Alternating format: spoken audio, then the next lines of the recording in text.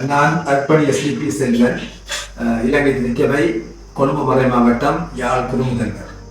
சமஷ்டி என்பது சம்பந்தமாக யோசிக்கிற பொழுது ஒப்பீட்டு அடிப்படையிலே அது எங்களுக்கு மிகவும் பொருத்தமான ஒன்று. முக்கியமாக இலங்கையிலே தன்மைத்துவம் நிறைந்திருக்கிற இந்த சூழ்நிலை, அதாவது தமிழர்கள், சிங்களர்கள், முஸ்லிம்கள் அல்லது சமயங்கள் அடிப்படையிலும் இந்து, பௌத்தம், இஸ்லாம், கிறிஸ்தவம் என்று பல விதங்களிலும் இருக்கிற சூழ்நிலையிலே நாங்கள் ஒருவரை ஒருவர் மதித்து ஏற்று பங்கேற்புடன் கலந்து முடிவுகளை எடுக்கவும், தீர்மானங்களுக்காக போகவும், விடயங்களை ஆழமாக யோசிக்கவும் ஒப்பீட்டு அடிப்படையிலே இந்த சமஷ்டி கருத்திகள் மிகவும் பொருத்தமானது.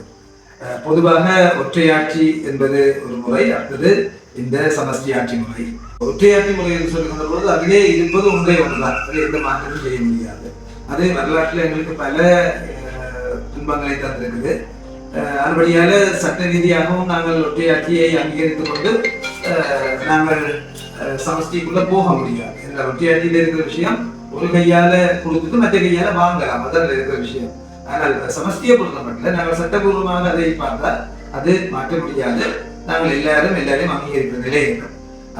ஆகவே பிரித்தானியா போன்ற நாடுகள் தான் இந்த ஒற்றையாட்சி முறையை போகிறது. இந்தியா, அமெரிக்கா போன்ற இடங்கள்லாம் நாங்கள் இந்த சமஷ்டியை பார்க்கலாம். ஆகவே சமஷ்டியிலே இருக்கிற ஆழமான அர்த்தமான ஒரு பக்கத்தை பார்த்தால் பல கருத்தியல்கள் நிலவலாம். ஒன்றாக அவற்றை அப்படியே தூக்கிக் கொள்ள தேவையில்லை. அதை ஏற்றபடி முறையாக தீர்மானித்து ஒவ்வொரு நாடுகள் ஒவ்வொரு விதமாக இந்த சமஷ்டியை பார்த்திருக்கின்றன. இலங்கையை பொறுத்த மட்டிலே ரொஹான் எதிரசிங்க அசங்க வெளிக்கல என்பவர்கள் எழுதிய ஒரு புத்தகத்திலே எஸ்ஏ ஃப்ரம் ஃபெடரலிசம் இன் ஸ்ரீலங்கா, இந்த புத்தகத்திலே அவர்கள் குறிப்பிடுகிறார்கள், எஸ்டபிள்யூஆர்டி பண்டாரநாயக்கா 1920களிலே கண்டிய சிங்களவர்களை பிரதிநிதித்துவப்படுத்தி சமஷ்டி ரீதியான ஒரு இலங்கை வர வேண்டும் என்று முயற்சித்திருக்கிறார்கள். கண்டி சிங்களவர்கள் அந்த காலத்திலே இதை முன்வைத்திருக்கிறார்கள். அதாவது நாங்கள் இந்த வடக்கு கிழக்கு இருக்கின்ற ஒரு அலகு உட்பட 3 ப்ராவின்ஸ், 3 கட்டமைப்புகளோடு இலங்கை இருக்க வேண்டும் என்ற கருத்தை அவர்கள் முன்வைத்திருக்கிறார்கள்.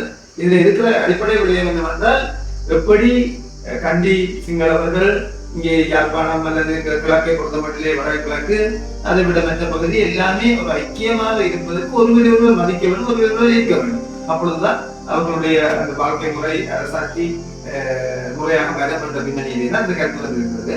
ஆனால் பொதுவாக எங்களுக்கு தெரியும், சிங்களவர்கள் அதிகமாக சொல்வது, நீங்கள் ஒற்றையாக்கிய விட மாட்டோம், ஒற்றையாக்கி தான் நீங்க இருக்கும். அப்ப சமஷ்டி வேணும் என்று சொன்ன உடனே சமஷ்டி கூடாது என்ற ஒரு கருத்து தான் இருக்கு சிங்களவர்கள் தான். ஆனால் அது இல்லை, அவர்கள் அப்படி வரலாறே ஆழமாக பார்த்தால் புரிஞ்சு கொள்ளலாம். அப்படி இல்லை, கண்டி சிங்களவர்கள் முக்கியமாக எஸ்டபிள்யூஆர்டி பண்டாரநாயக்கா 1920களிலே இந்த கருத்தை முன்வைத்திருந்தார். அந்த சமஷ்டி அதிகம் பொருத்தமானது.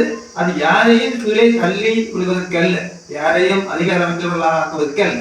எல்லாரும் தங்களுடைய அந்த யூனிக்னஸ் என்று சொல்லுவோம், தனித்துவங்களோடு சேர்ந்து வாழ வேண்டும். எனக்கு ஞாபகம் இருக்கு, ஞாபகம் நான் சொல்றேன், இந்த 5 விதம் இருக்கு.